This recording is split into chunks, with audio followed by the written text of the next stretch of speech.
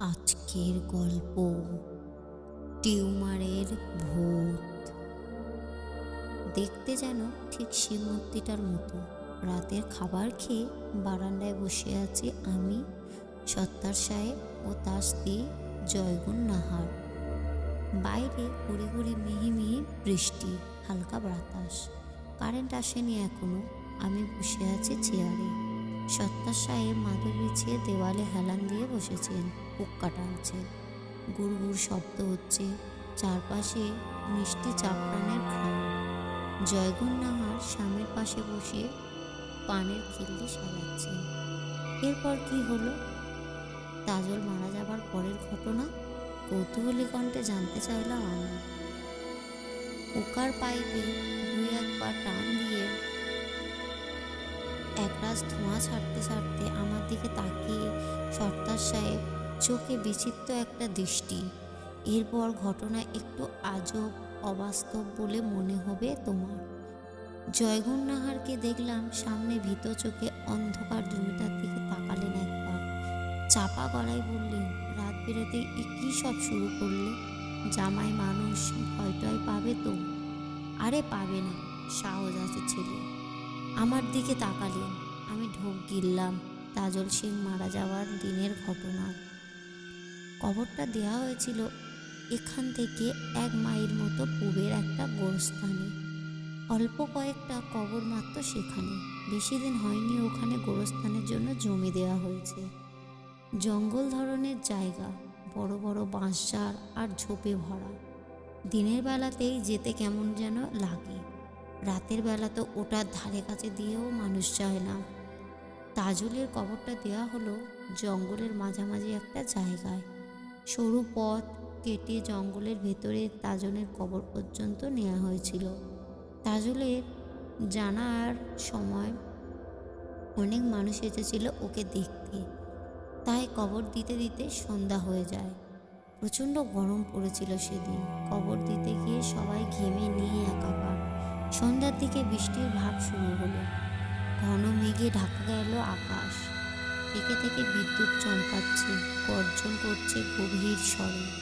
গোরস্থানের বাঁশঝাড়গুলো একবার এদিকে দুলছে আর একবার ওদিকে। দাফনের কাজ শেষ করে সবাই মোনাজাত করছি সবে, এমন সময় বৃষ্টি নামলো চারপাশ ঝাঁপিয়ে। এমনিতেই সন্ধে, তারপর আবার ঘন মেঘের জন্য চারপাশে অন্ধকার নেমে এসেছে। জানায়ার নামাজে মুসল্লি যতক্ষণ হয়েছিল দাফনের সময় এসেছে একেবারেই কম, মাত্র 8 জন। ইমাম সাহেব সবে হাত তুলে দেওয়ার পড়ানো শুরু করেছে। তখন নামলো বৃষ্টি। আমরা কবরটার চারপাশ থেকে ঘিরিয়ে মোনাজাত করছি। বৃষ্টিতে ভিজে যাওয়া খারাপ লাগছে না, গরমের হাত থেকে বাঁচা গেল। চোখ বন্ধ করে মোনাজাত করছি। প্রথম দিকে কেমন একটা গো গো চাপা শব্দ হচ্ছিল, বোঝা যাচ্ছিল না শব্দটা কোথা থেকে আসছে। হঠাৎ ঘটল ঘটনাটা। প্রচণ্ড বৃষ্টির মাঝে আচমকা কবরের ভেতর থেকে কাঁচা মাটি ফুঁড়ে এলো একটা কালো কুচকুচে হাত। বৃষ্টির বড় বড় ফোঁটা হাতটার গায়ে লেগে থাকা কাদা মাটি ভিজিয়ে সরিয়ে দিচ্ছে। আমরা যারা ছিলাম ওখানে ব্যাপারটা অনেকেই প্রথমে খেয়াল করলো না, কারণ মোনাজাত করছিল সবাই নিজের হাত দিয়ে তাকিয়ে দিয়ে। সম্ভবত আমি প্রথমে দেখলাম ব্যাপারটা। জমে গেলাম বরফের মতো। আমার থেকে বড়জোর 2 হাত সামনে কবরের ভেতর থেকে একটা হাত, তা কবজি সহ আর একটু বেরিয়ে এসেছে। কয়লার মতো কালো হাত। দ্বিতীয় ধাক্কার জন্য হাতটা বের হয়ে এলো কবর ফুঁড়ে। সেই হাতে একটা ত্রিশূল ধরা। ত্রিশূলের চকচকে ফলা বজ্রপাতের আলোয় জ্বলজ্বল করছে। আমি শুনতে পেলাম বাকিরা ভয়ঙ্কর আতকে চিৎকার করে দৌড়ে পালাতে শুরু করেছে। আমি কেবল নড়তে পারছি না। আমার দুটো পা যেন 1000 মণ ভারী হয়ে গেছে। মাটি থেকে তুলতেই পারছি না। বিস্ফোরিত চোখে দেখলাম কবরের বাঁশ চাঁচাই করা সব ঠেলে নিচ থেকে কালো কুচকুচে একটা মানুষের মাথা বের হলো কবরের মাটির উপর। বজ্রপাতের সাদা আলোতে দেখতে পেলাম হলুদ রঙের দুটো চোখ, মানুষটা সরাসরি আমার দিকে তাকিয়ে আছে। মানুষের চোখের মনি এই রকম হলুদ হতে পারে?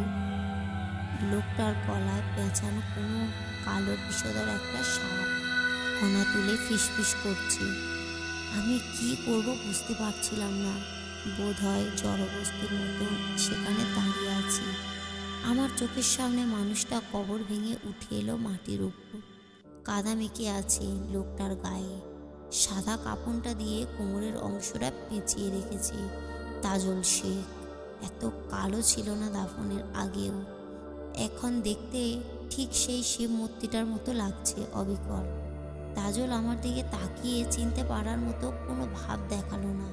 হলুদ রঙের জ্বলন্ত চোখ আমার দিকে দীর্ঘ একটা মুহূর্ত তাকিয়ে রইল। তারপর আস্তে আস্তে ঘোড়ওয়ালা পায়ে সাবলীল ভঙ্গিতে হেঁটে বৃষ্টির মাঝে জঙ্গলের ভেতরে হারিয়ে গেল। ওর পিঠে আরও 2 জোড়া হাত টিউমারের মধ্যে থেকে নড়ছে। গল্পটি কেমন লাগলো কমেন্ট করবেন এবং একটা লাইক করবেন। নতুন নতুন গল্প পেতে চ্যানেলটিকে সাবস্ক্রাইব করবেন।